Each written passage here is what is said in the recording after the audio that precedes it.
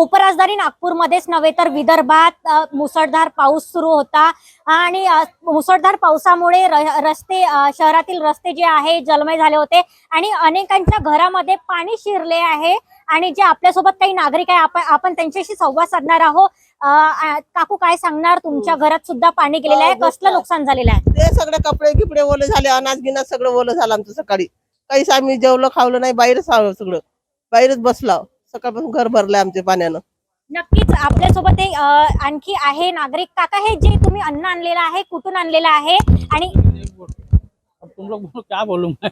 ये घर में तुम्हारे पानी भरा है, सवेरे से खाने पीने का हाँ, वही खाने पीने के मतलब तकलीफ है, पानी तो नहीं भर पाए, खाना ना पक्का नहीं है। नक्कीच आणखी आपल्यासोबत आहे अनेक जण। काकू काय सांगणार, तुमच्याकडे घरात पाणी शिरलं आहे, काय काय नुकसान झालेलं आहे? घर का हमारे फ्रिज डूबा है, वॉशिंग मशीन डूबी है, सारे घर के अंदर में पूरी परेशानी है। अब एक चीज पूरे घर को दिखा सकते हैं, खोल के पूरा आप लोग चेक कर लिए। आए थे साहब लोग ने भी लेके गए वीडियो बना के, और कोई उसमें सुनाई नहीं हो रही है हमारी। बस हमको कुछ दिन पहले एनएमसी वालों ने जो नाले हैं वो साफ किए थे। साफ करे थे उन्होंने, फिर से वैसे ही चौका हो गया। पीछे से भी गंदा पानी आ रहा है और सामने का भी है जो आ रहा है। नक्कीच आणखी काय सांगणार तुम्ही?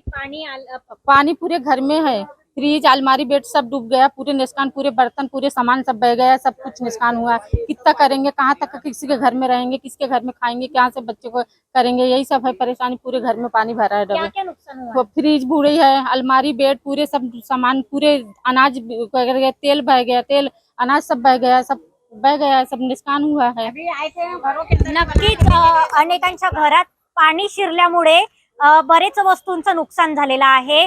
आपण बघू शकता इकडे कशा प्रकारे पाणी साचलेलं आहे आणि इथे जे आहे जी ही वस्ती आहे, अनेकांच्या घरामध्ये पाणी सुद्धा आतमध्ये शिरल्यामुळे बरेच वस्तूंचं नुकसान झालेलं आहे।